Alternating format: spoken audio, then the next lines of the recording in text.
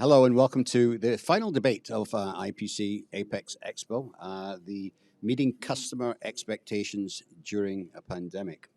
Now, there's no single company that hasn't been affected by the pandemic.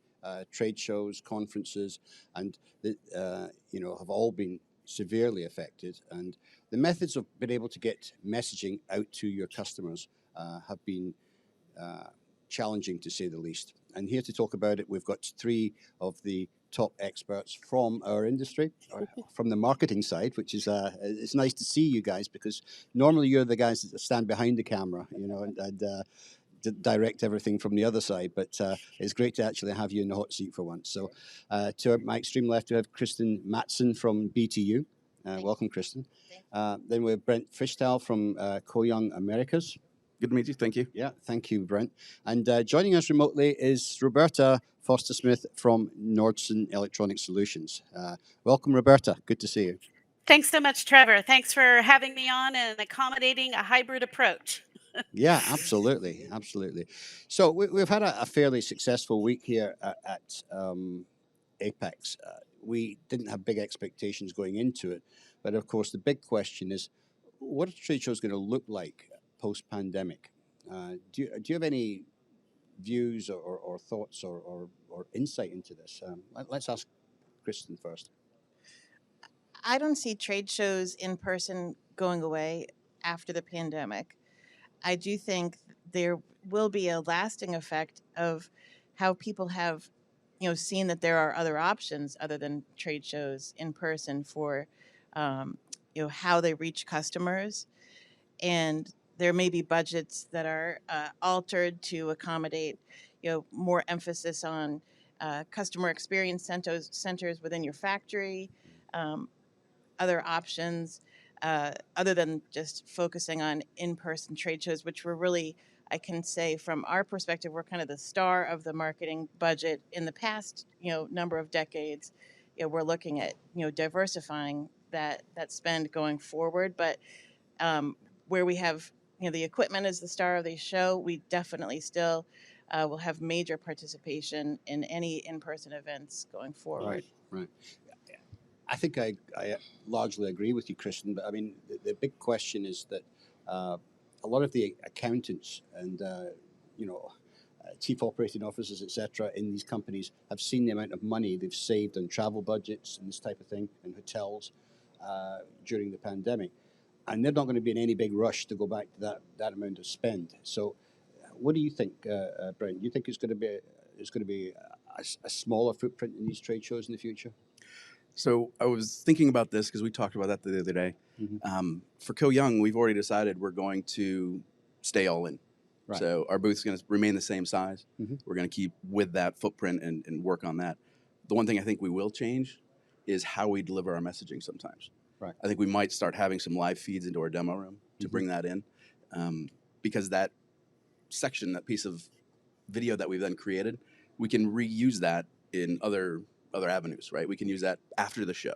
Yeah. We can use it to help complement our message somewhere online and digital, because that's really starting to play a part of what we're trying to do, because digital is really coming on strong. Yeah. And so I think we're going to see that integrated more into the trade shows. Yeah, I agree. Roberta, I mean, Nordson has taken, quite a different approach in some respects. You seem to be cutting back in some of your trade show activity. What's your thinking behind that? Well, the past 2 years have been so remarkable, and we've been faced with some really difficult decisions, including deciding whether or not to exhibit at Apex this year. And it came down to employee safety and customer safety. And at the time when we had to make a final decision, there were lots of restrictions in place. So for us, it became a question of, was it going to pay off in the end to exhibit at this specific show? I don't think we've given up on trade shows though at all, because engineers still need to see and touch equipment and evaluate it in conjunction with other exhibitors and other pieces of equipment. And I think we also recognize that trade shows actually help to fund technical conferences. And I know for IPC, Apex is one of the most important events for them.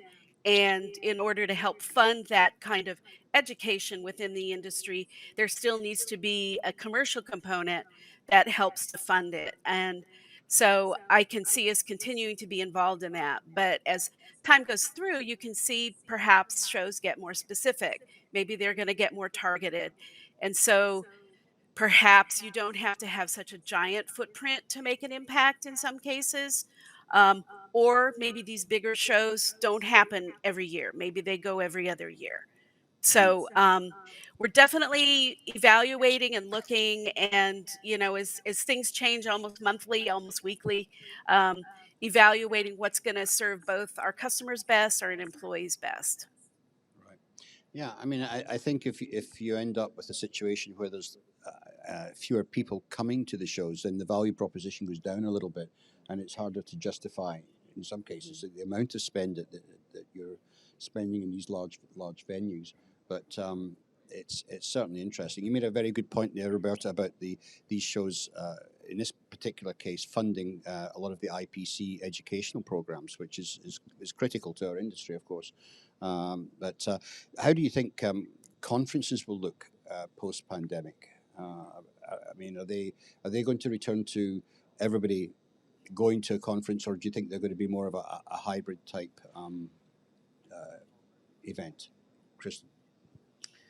I do think the hybrid mode is probably here to stay for the conferences.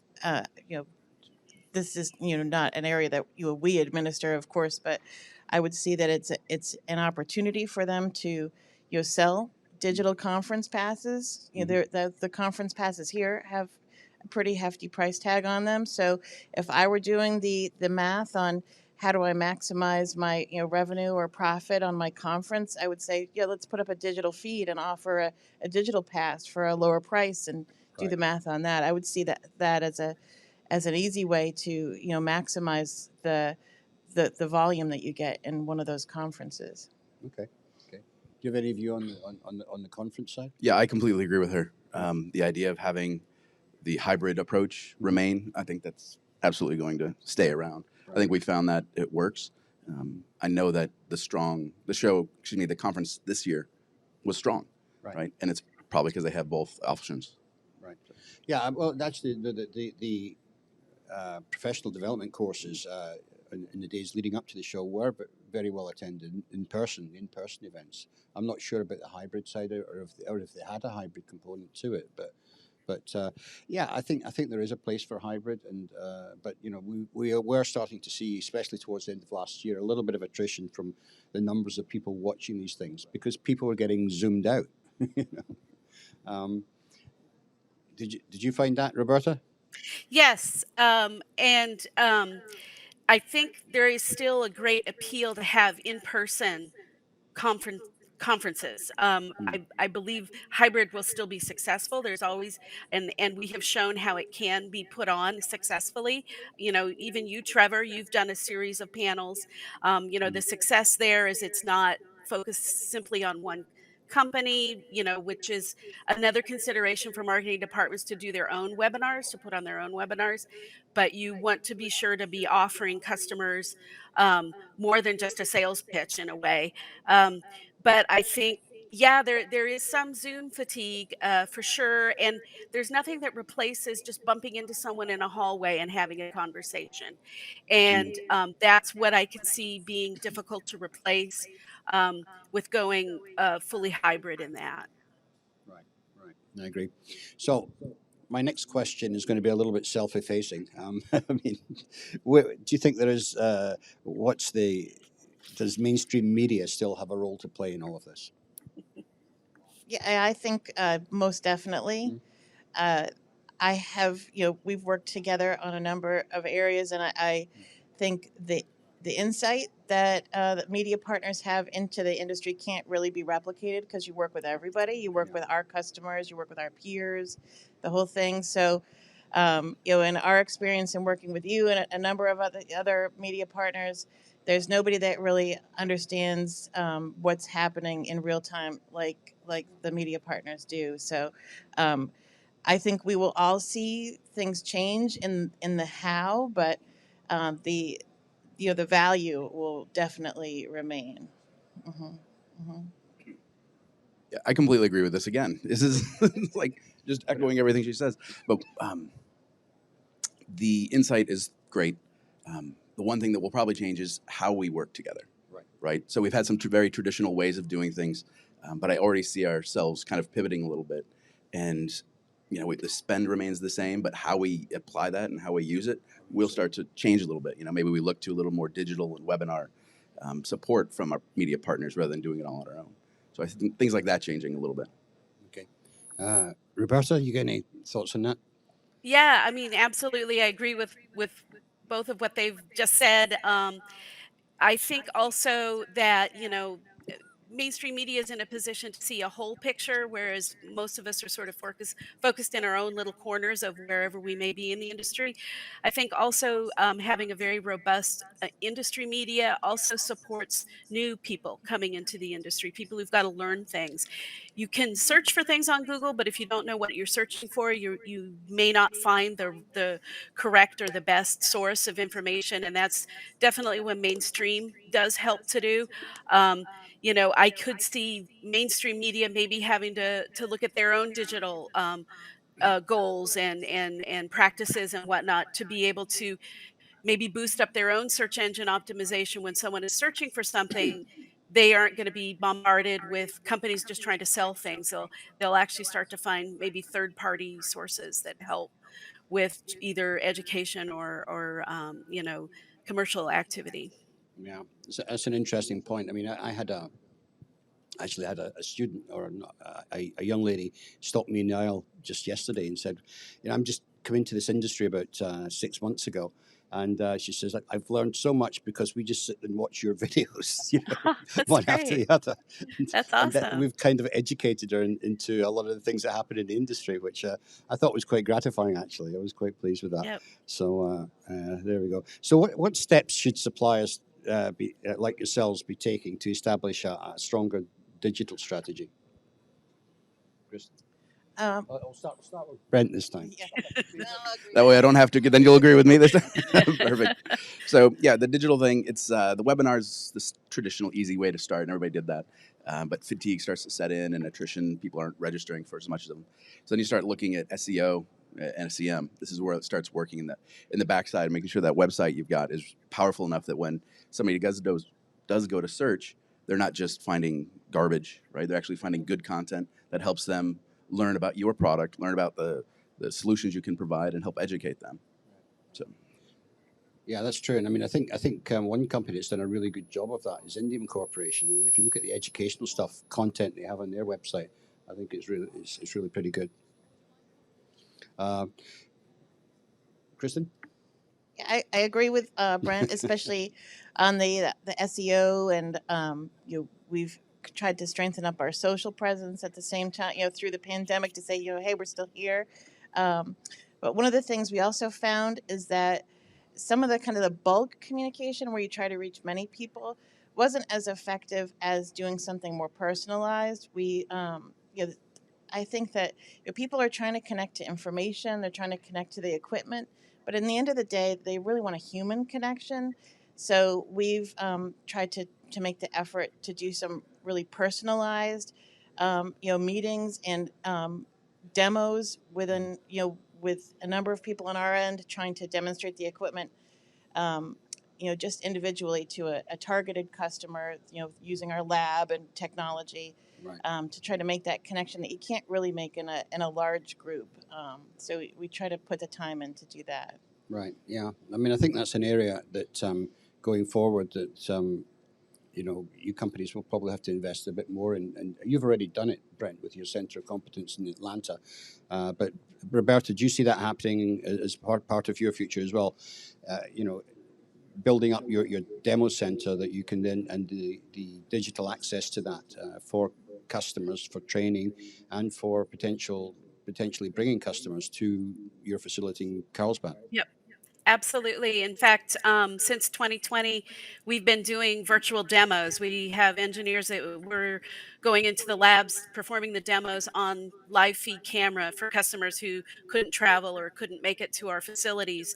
And so we are actively looking at investing in more of that to make that easier to do, more seamless. And customers seem to be appreciative of that. I mean, in some cases, it was done live while the engineer's there. In other cases, it was done, and then the engineer can get on camera and demonstrate what was done to do the specific application. So, I agree. It's will become more personalized. It'll be easier for people to connect to a company digitally without having to commit to a large trip.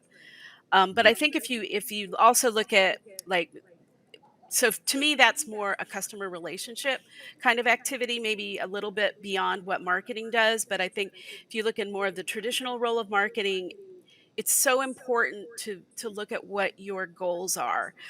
What are you really trying to do? If you're trying to get more leads, you're going to use certain techniques. If you're really trying to educate on a very specific topic, you're going to approach your digital performance in a different way. And so it kind of goes back to the old rules of marketing, is what are you really going to want, what will measure success in the end, and then that is how you're going to adapt your digital performance. Strategy. So Yeah. Yeah. strategy, that's the word. Yep. Yeah. Just real quick, and that's part of the fun of it, Roberta, is that we Yeah, have so many tools available it now, is. right? It used to just be some Yes. traditional print Right. media, some banner Right. ads, but there's so Right. many things right now that we can play with that it almost Yep. is fun. So we just choose what we want to do, and then we Yep. can pick and choose how we want to get there.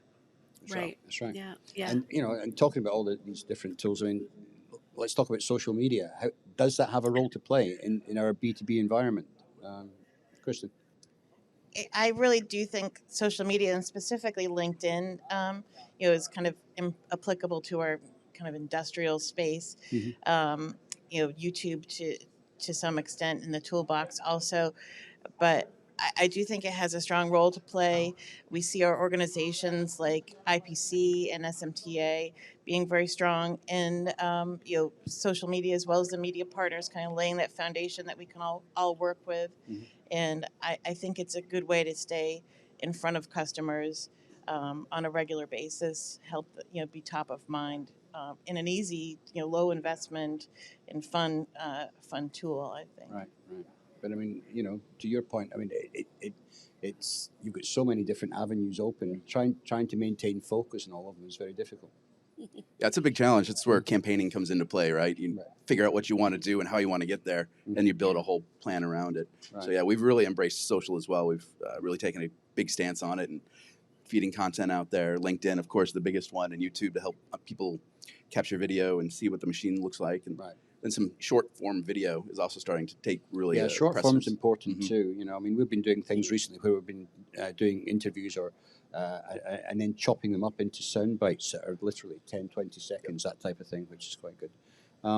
So, Roberta, do you have a strong social media strategy at Norton?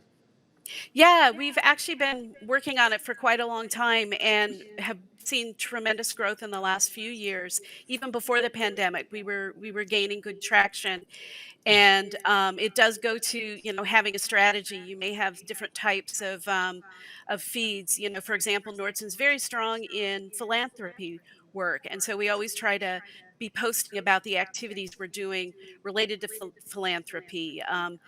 We also find posts about trade shows or about people doing things at trade shows, at least in the last year or two, have been very successful. Probably because they aren't happening as much, so people want to see what's going on. I think also social's been super helpful in reaching a network of, like, our distributors and reps. It's giving them a way to cross network with us and with related partners, and helps them to reach their own customer base, and vice versa in a way. We've had a few reps in distributors in Europe posting quick little interviews with their own customers, and then we can share that on our broader network. So it does help to pull together different channels and promote it. It doesn't really replace everything. You still have to consider other channels of promotion, but it is a strong one. Right. Okay. So, one of the things that we've been doing more of during the pandemic is virtual open days, and some of them hybrid as well, where we've done uh, literally gone into either a factory or a theatre and done a physical recording of the company doing its open day, which is reaching out to its customers and its reps and distributors, and then a hybrid, a digital version of that being broadcast, outside and around to the rest of their partnerships. Do you think that type of activity is going to increase? I mean, in Germany, for example, there's 40 of these physical open days held every year in our industry. I'm just wondering if that's going to be an activity that's going to spread or increase over here. I would think as we kind of all go look at a all of the above strategy, or looking at new channels, I would think that the interest would grow. And to Brent's point earlier, as we can reuse some of these elements, that the attractiveness of these type of events certainly extends beyond just a 1 day event. As if you're able to create content that you can use all through the year or through whatever campaign you're running, then it starts to make a lot of sense to do those type of events. Yeah, and if you've invested the money in your demo center, then you're going to want to get as much traction out of that as possible. So, building some sort of little, open day or technical conference or however you want to frame it around that venue, makes sense. Yeah, it's absolutely right. We had a good, successful one with yourself about a year ago, Right. where Joel, our GM, now GM, walked through our demo center and kind of introduced each of the machines. It was great. We loved it, and we're probably planning on some more. So Yeah, good. Okay, is that something that you think about, or because you deal very much with marketing globally, Roberta? I mean, you must see the Right. differences between the European styles and how they do it here in Yeah. the US. Yeah. Yeah, we had to postpone our own technology days that we typically hold every other year. Um, we chose not to replace it with a virtual system. And we look to perhaps that would be a future way to do it. Instead, we've put more focus um, on narrowing it down to specific customers and specific applications. So it's been more targeted on what kind of demos do we need to show a customer to benefit them in making a decision or in improving their processes. So I think it has stepped away a bit from direct broadcast kind of marketing, and instead more focusing on helping our customers. one of the things we've seen is doing that targeted marketing. When we do something online, if we do something digital, the broad shotgun approach was something we've kind of gotten away from. We're looking specifically at a application, to your point. Conformal coding is a new thing for us, so we do something specific to that, right? Specifically conformal coding for automotive. So it got Right. even more specific. So instead of doing this big shotgun, we kind of took out the rifle and went specific to a very targeted account and a targeted approach. Right. Okay. So my next question is a kind of interesting one. And how do you think our industry will adapt to the metaverse? Let's give that one to you first of all, Roberta. You can go first this time. Well, as a marketer, I love to see it because it means we're going to sell more equipment, right? You're going to have to make more stuff to make the world run, right? More electronics. I love it. I think in terms of our industry for our own customer base, I can see that virtual reality is definitely going to benefit automation.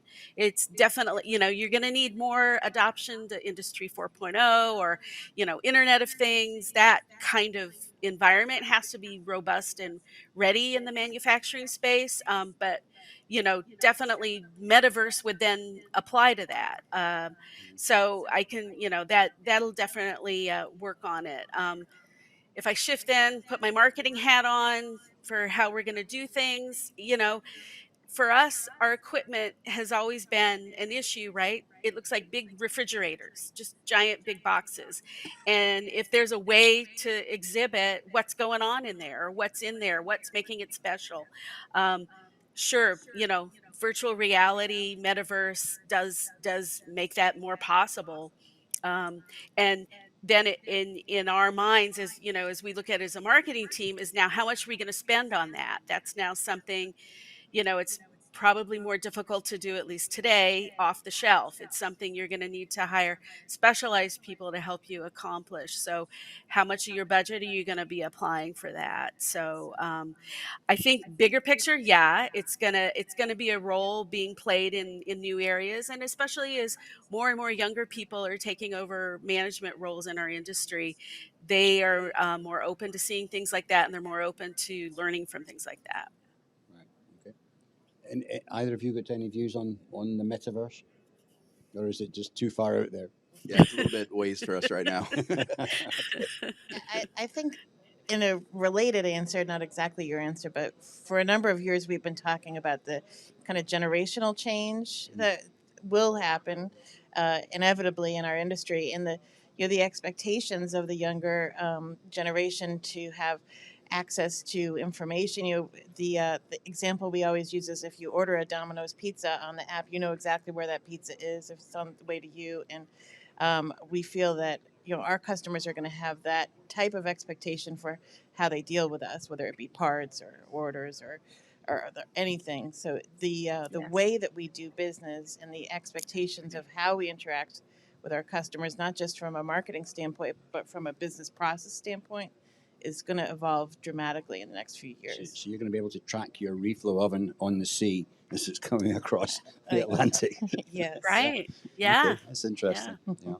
Yeah, Yeah. I was at CES a couple of weeks ago, and I saw an Uh, interesting company. They were making digitized models of people. Well, they actually weren't digitized; they were real people, but they had digitized their images. So you could mhm. literally write a script, and this model would say exactly what you wanted, which I thought was great. So I said to the guy, "Can you digitize anybody?" He says, "Yes, we can, but it's quite expensive.